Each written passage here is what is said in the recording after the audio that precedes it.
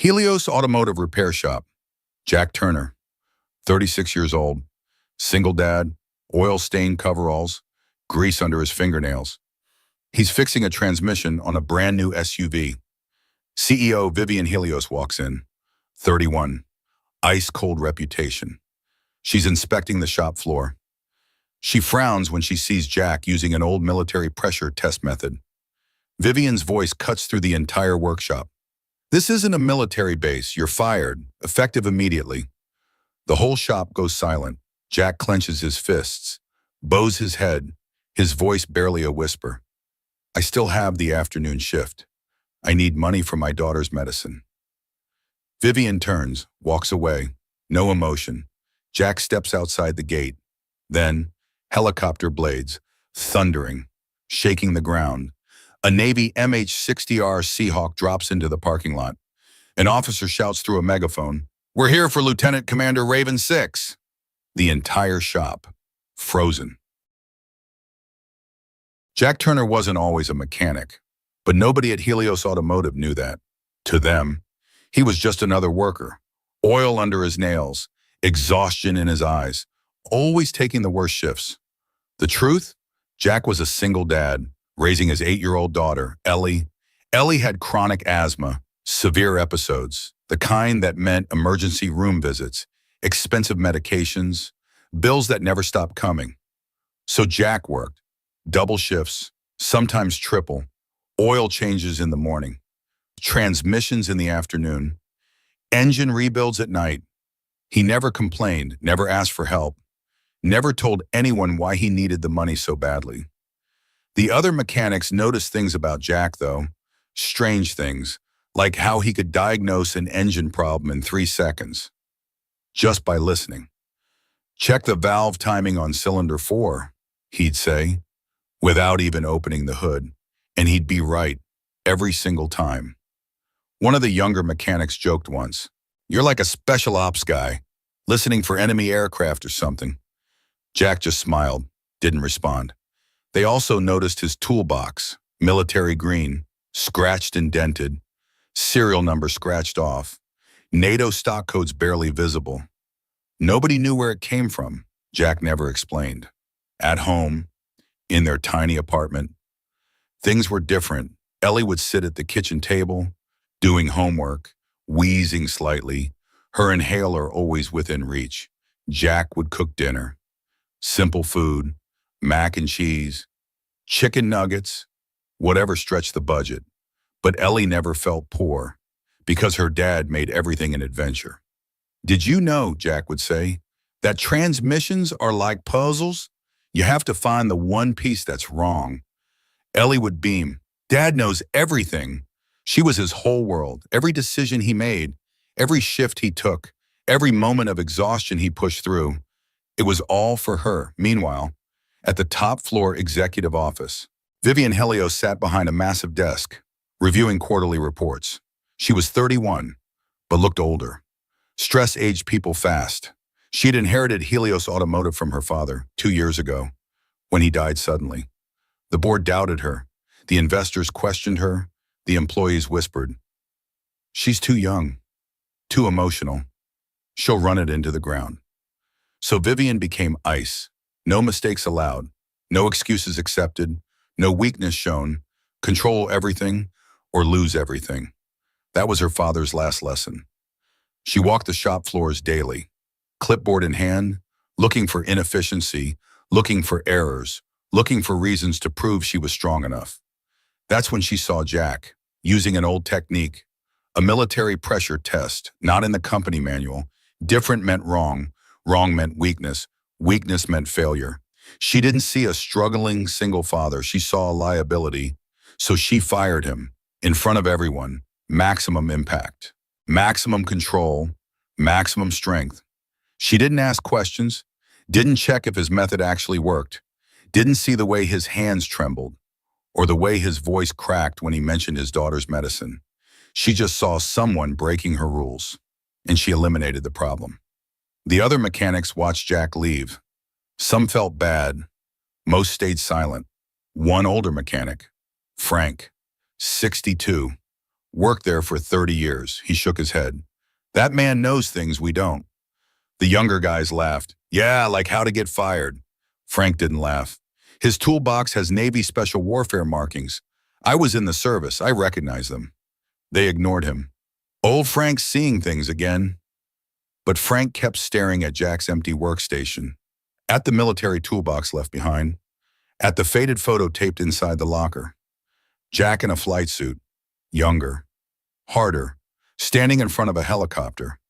The photo was turned face down, like Jack wanted to forget. That night, Jack walked to the pharmacy, Ellie's prescription in his hand. His last paycheck not enough. The pharmacist looked at him with pity. I'm sorry, you're $40 short. Jack stood there, silent, defeated. Ellie needed that inhaler, and he had failed her. Behind him, someone cleared their throat. He turned, a woman in a Navy officer's uniform, commander's insignia on her collar. She was looking directly at him. Jack Turner? He nodded slowly. We've been looking for you, Lieutenant Commander.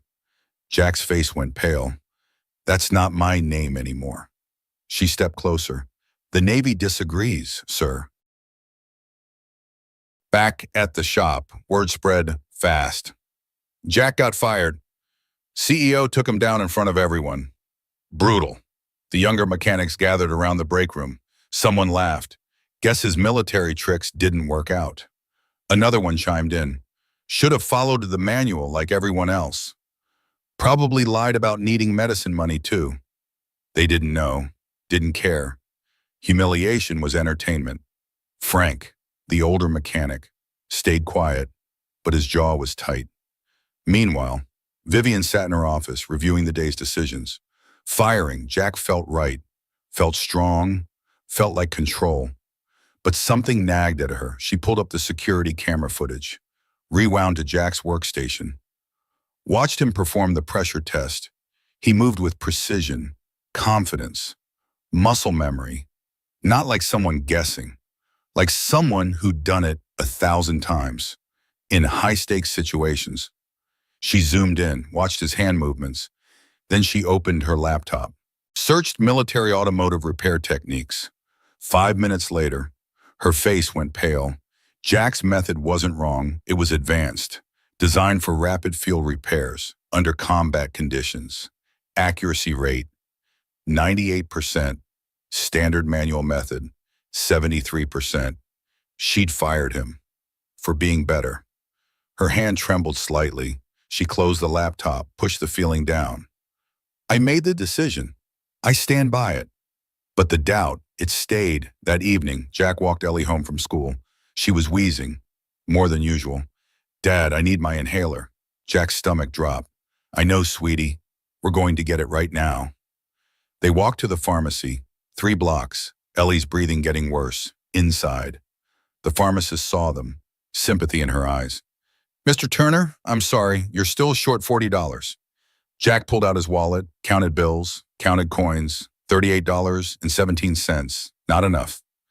Ellie tugged his sleeve. It's okay, Dad. I can breathe. She couldn't. He could hear the struggle. Other customers stared. Jack felt their judgment, their pity. He was a father who couldn't afford medicine, a man who couldn't provide. The pharmacist leaned in, whispered, I can give you a sample, just this once. Jack's eyes burned. Thank you. Outside, he helped Ellie with the inhaler, watched her breathing ease. She looked up at him. You're the best dad ever. He pulled her close, hid his face because he didn't feel like the best. He felt like a failure. Then, the sound, rotor blades, distant but unmistakable. Jack's head snapped up. Instinct took over. MH-60R Seahawk variant, Navy Special Operations Transport. Why would it be here? The helicopter appeared over the buildings, descended toward the parking lot behind the pharmacy. People stopped. Phones out, recording. The side door opened. A female officer, commander rank, jumped out. She walked directly to Jack and Ellie. Knelt down in front of Ellie. Hi, sweetheart. What's your name? Ellie, shy. The officer smiled warmly, reached into her pocket, pulled out a challenge coin. Navy Special Warfare, Eagle engraved, gold trim. She pressed it into Ellie's hand. This belongs to your dad. He earned it, saving 14 lives. Ellie looked at the coin, then at her father. Dad, what does she mean? Jack's voice, barely there. It's nothing. The officer stood, looked at Jack. Lieutenant Commander, the Admiral sent me personally. Jack shook his head. I'm not. Operation Black Tide. You're the only survivor who can identify the radar signature. The crowd pressed closer, listening, recording everything. Jack's voice hardened. I left that life. The officer's tone changed, formal now. A soldier is missing. Last known position. Gulf of Aden, 48 hours ago. She pulled out a tablet, showed him scrambled radar data. You flew this exact route 17 times. You know the signal pattern. Jack stared at the screen, his mind already working. He saw it. The anomaly. Third sector, low altitude return. That's not debris, he said quietly. That's a downed bird. Pilot still transmitting. The officer's eyes widened. You can see that from this? Jack pointed. Frequency shift here means rotor drag. He's alive, hiding the helo. The crowd murmured. Someone shouted, He's like a superhero. Ellie gripped her dad's hand tighter. Dad, you save people? Jack knelt down, eye level with her. I used to baby, a long time ago. Why did you stop? His voice cracked. Because I couldn't save everyone. The officer placed a hand on his shoulder. But you can save this one, sir. Back at Helios Automotive, Vivian's assistant rushed into her office. Ma'am, you need to see this. She pulled up her phone. A viral video, already 2 million views. The title, Fired Mechanic Revealed as Navy Hero. Vivian watched, frozen. Watched Jack analyze military radar data in a pharmacy parking lot. Watched the officer call him sir. Watched the crowd's reaction. Watched Ellie, looking at her father like he was a stranger. The comments section exploded. CEO fired a hero? This company should be ashamed. Boycott Helios Automotive. Vivian's phone rang, the board chairman, his voice, furious. You fired a decorated military officer? Do you know what this does to our reputation? Vivian couldn't speak. She'd destroyed a man's dignity for following his training, for being excellent. The chairman continued, Fix this now or you're out. The line went dead. Vivian sat in silence, staring at the video, at Jack's face, tired, each trying to protect his daughter from the truth. She'd seen him as a problem. He was a hero, hiding in plain sight. The next morning, Navy officials arrived at Helios Automotive. They needed Jack's full analysis. They needed it done now. And they needed a secure location. The Admiral's directive was clear. Bring Lieutenant Commander Raven 6, whatever it takes. Vivian stood at her office window, watching military personnel set up in her conference room, watching her employees whisper and point, watching her company's reputation crumble because she'd been too proud, too rigid, too blind to see the man behind the coveralls, Frank, the old mechanic, knocked on her door. Ma'am, I tried to tell you, Jack was special. Vivian turned. Why didn't you say something louder? Frank shrugged sadly. Would you have listened? She had no answer, because they both knew she wouldn't have. Comment respect if you believe true heroes never brag about their past. The conference room filled with Navy personnel, laptops, secure communications, classified equipment. Jack stood at the door, still in his oil-stained coveralls. The Admiral, 62, silver hair, 3 rows of medals. He stood when Jack entered, extended his hand. Lieutenant Commander Turner, thank you for coming. Jack didn't take the hand. I'm not Lieutenant Commander anymore, sir. The Admiral's expression softened. Son, you'll always be Raven 6 to us. Jack's jaw tightened. The Admiral gestured to a chair. Sit, please. Jack sat. Ellie was with a neighbor, safe. That's all that mattered. The Admiral pulled up a holographic display, satellite imagery, radar signatures, weather patterns. Operation Black Tide, 5 years ago. Jack's hands clenched. I know what it was. Then you know why we need you. The Admiral zoomed in on the Gulf of Aden. Lieutenant Marcus Webb, 34, helicopter pilot, missing 48 hours. He pulled up a photo. Young face, confident smile. Jack's breath caught. He was part of the new squadron, trained on the same routes you flew. The Admiral's voice dropped. The same routes where you lost your team. Jack stood abruptly. I can't do this. You already did. At the pharmacy, you identified the signature in 10 seconds. Jack turned away. That doesn't mean I can save him. The Admiral stood, walked closer. You saved 14 men during black tide, under fire, in a storm, with a damaged aircraft. Jack's voice broke. I lost 3. You saved 14. I should have saved 17. The room went silent. The Admiral placed a hand on Jack's shoulder. The 3 you lost. They made the choice. They held the line so the others could escape. Jack's eyes burned. I was the pilot. I was responsible. You were a hero. You still are. Jack shook his head. Heroes don't quit. Heroes don't end up broke, working oil changes, unable to buy their kids' medicine. The Admiral's grip tightened. Heroes do whatever it takes to protect what they love, even if it means leaving glory behind. Jack looked up, met his eyes. The Admiral continued. You didn't quit. You prioritized. Your daughter over your career, her safety over your reputation. He gestured to the data. But right now, Marcus Webb has a daughter too. She's 6, waiting for her dad to come home. Jack closed his eyes, saw Ellie's face, imagined another little girl, waiting, hoping. He opened his eyes. Show me the full data. The room exhaled. Jack spent the next 3 hours analyzing satellite passes, radio interference patterns, weather systems, ocean currents. His mind worked like it used to, fast, precise, relentless. The Navy personnel watched in awe. He saw connections they missed, patterns they couldn't identify. Finally, he pointed to a specific coordinate. Here, 17 nautical miles off the Somali coast. He ditched in a coral reef system. The intelligence officer frowned. Our scans show nothing there. Jack zoomed in. Because the coral creates a radar shadow. The helicopter's titanium frame is hidden beneath the reef structure. He pulled up tidal data. He has maybe 8 hours before high tide covers the cockpit completely. The Admiral grabbed his radio. Scramble rescue now. Meanwhile, outside the conference room, Vivian waited. She'd been standing there for 2 hours, watching through the guam, watching Jack work. She'd never seen focus like that. Pure, absolute, life or death concentration. This wasn't a mechanic. This was a warrior. The door opened. The Admiral stepped out. Ms. Helios, we need to speak. They walked to her office. The Admiral closed the door. Your employee, Jack Turner. Do you know what he did? Vivian's voice was quiet. I'm learning. The Admiral pulled out a folder, handed it to her.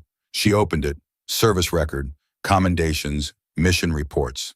Operation Black Tide. 17 Navy SEALs pinned down. Enemy fire. Storm conditions. Zero visibility. Lieutenant Commander Jack Turner. Call sign Raven 6. Flew into the kill zone twice. First run. Extracted 14 men. Damage to aircraft. Hydraulics failing. He could have left. Should have left. He went back. For the last 3. Took enemy fire. Engine hit. Crash landing. He survived. His co-pilot. His crew chief. His gunner. Didn't. He pulled them from the wreckage. Defended their bodies for 6 hours. Until rescue arrived. Vivian's hands shook. He saved 14 lives and you're punishing him for losing 3 he couldn't save? The Admiral's voice was steel. I'm not punishing him. Life is. He punishes himself every single day. Vivian looked up, tears in her eyes. I fired him. I know. I humiliated him. I know. How do I fix this? The Admiral stood. You start by seeing him. Really seeing him. He walked to the door, paused. Jack Turner chose to leave the Navy, not because he was weak, but because he found something stronger. What? A reason to live instead of a reason to die. He left. Vivian sat alone, staring at the folder, at Jack's photo in uniform. Younger, harder, eyes that had seen too much. Then she pulled up the security footage again. Jack, in coveralls, smiling at coworkers, head down, working, hiding, not from shame, from pain. She grabbed her coat, drove to Jack's apartment. It was small, run down, paint peeling. She knocked. Jack opened the door, surprise on his face. Ms. Helios? She saw past him, saw Ellie playing with the challenge coin, saw the empty fridge through the kitchen doorway, saw the medical bills stacked on the counter. She saw everything she'd been too blind to notice. Her voice cracked. I'm sorry. Jack just stared. I'm so sorry. I didn't see you. I didn't try. Ellie walked over, tugged Jack's sleeve. Dad, is this the pretty lady from TV? Vivian knelt down, eye level with Ellie. Hi, sweetheart. I'm Vivian. I work with your dad. Ellie smiled. You look like a superhero, like Wonder Woman. Vivian laughed, a real laugh, first time in years. Your dad's the real superhero. Ellie beamed. I know. Vivian stood, looked at Jack. Can we talk? Jack nodded. They stepped outside. Vivian took a breath. I was wrong about everything. You weren't breaking the rules. You were showing excellence. Why, boys? Jack stayed quiet. I fired you because I was scared. Scared of being wrong, scared of losing control. She met his eyes. You deserved respect. I gave you humiliation. I'm sorry. Jack's voice was soft. I'm used to it. You shouldn't have to be.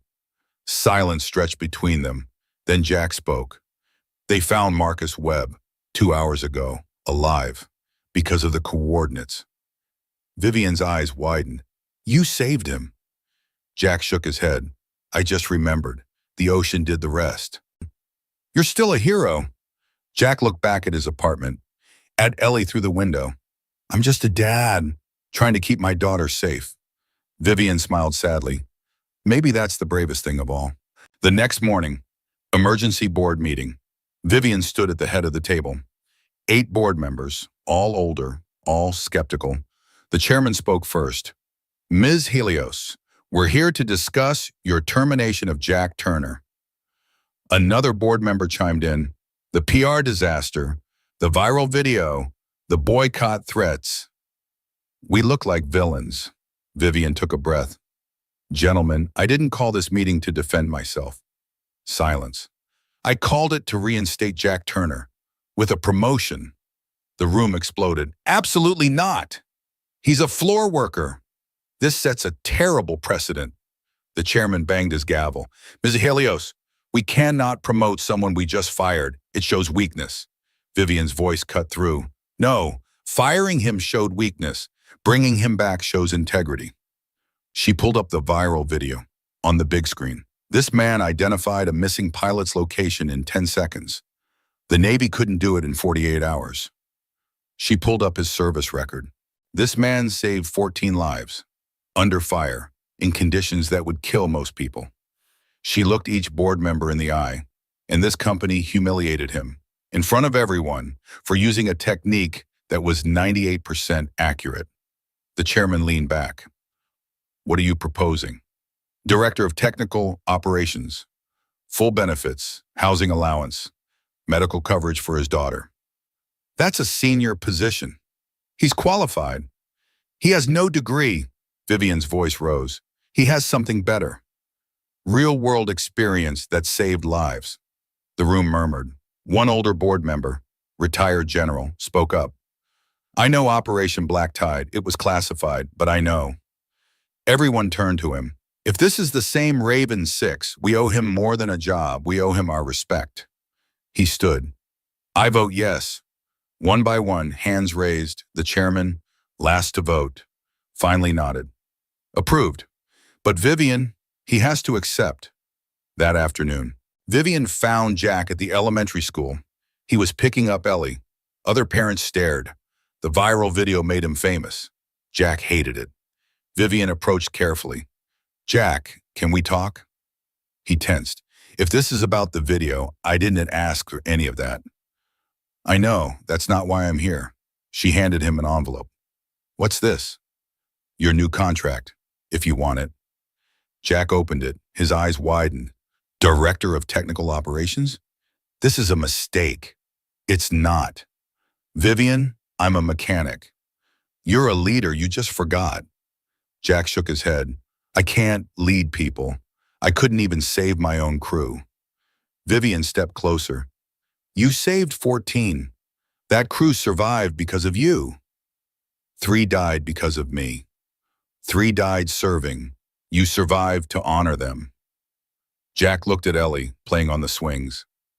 Vivian continued, she deserves a father who doesn't have to work 3 shifts, who can afford her medicine, who can give her a future. Ooh, Jack's voice cracked. I don't deserve this. Yes, you do. Ellie ran over, grabbed Jack's hand. Dad, are you crying? He wiped his eyes. Happy tears, baby. Ellie looked at Vivian.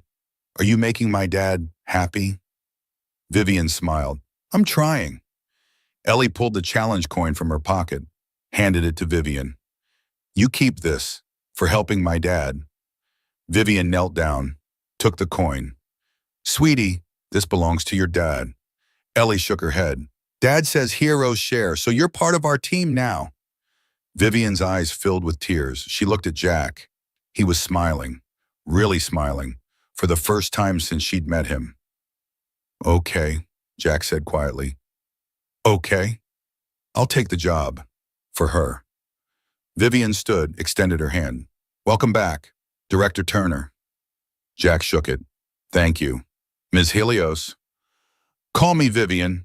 Ellie jumped between them. We're Team Raven now. They both laughed, real, genuine, healing laughter.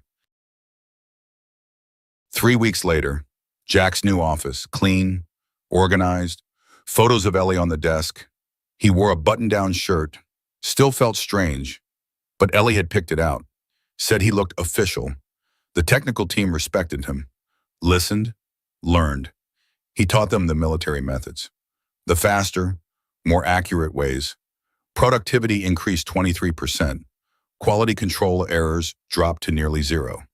The board was impressed, but Jack didn't care about that. He cared that he could afford Ellie's medicine without counting coins. That afternoon, Vivian knocked on his door. Got a minute? Jack gestured to a chair. She sat, looked nervous. I wanted to thank you. The company's reputation is recovering because of you. Jack shook his head. I'm just doing the job. You're doing more than that. You're changing the culture here. She paused. People feel safe, making suggestions, trying new things, because you listen. Jack smiled slightly. In the military, good leaders listen, bad leaders talk. Vivian laughed. I was a bad leader. You're learning. She pulled out the challenge coin, Ellie's coin. I want to give this back. It belongs with your daughter. Jack closed her hand around it. She gave it to you. She meant it. Vivian's eyes watered. Why the kisti? I hurt you. I hurt her. Because she sees people the way I used to, before war taught me to see threats. He stood, walked to the window. Ellie still sees the good first. I want to protect that. Vivian joined him. She's lucky to have you. I'm lucky to have her. They stood in comfortable silence. Then Vivian spoke softly. Jack, can I ask you something? Sure. Do you ever stop seeing them? The ones you lost? Jack's voice was quiet. No, but now I see the ones I saved too. That balance helps. Vivian nodded. I'm trying to find that balance between strength and compassion. Jack looked at her. You're getting there. Below them, through the window. Ellie played in the company daycare. Happy, healthy, safe. Jack's voice was barely a whisper. She asked me last night if heroes ever get to rest. What did you tell her? I said the best heroes find new battles worth fighting. Vivian smiled. And what's your battle now? Jack watched Ellie laugh, making sure she never has to fight mine. Vivian placed a hand on his shoulder. You're not fighting alone anymore. Jack turned, smiled genuinely. I know. Outside, the sound of helicopter blades. Distant. Fading. Jack didn't flinch. Didn't tense. Just watched his daughter play. Finally at peace. Sometimes we judge people by the uniform they wear, the title on their business card, the car they drive, the house they live in. We see the surface and we stop looking. But beneath every ordinary face, there might be an extraordinary story, a single parent, working 3 miles, fighting for their child's future, a veteran carrying invisible scars, choosing peace over glory, a leader who learned humility through devastating loss. Jack Turner didn't need a title to be a hero. He was a hero when he wore coveralls, when he counted coins at the pharmacy, when he chose his daughter over his pride. True honor doesn't demand recognition. It works quietly, serves humbly, protects fiercely, and when the moment comes, when someone needs saving, that honor rises, not for applause, but because it's right. Vivian learned that judgment without understanding is cruelty, that control without compassion is tyranny, that sometimes the strongest thing you can do is admit you were wrong. We all have the power to humiliate or to elevate, to destroy dignity or to restore it. The choice defines us, not our titles, not our wealth, not our authority, but how we treat people.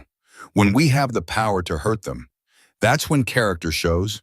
That's when heroes are made, not on battlefields, but in everyday moments of kindness, respect, and human decency. Subscribe if you believe true honor never fades, no matter where life takes you.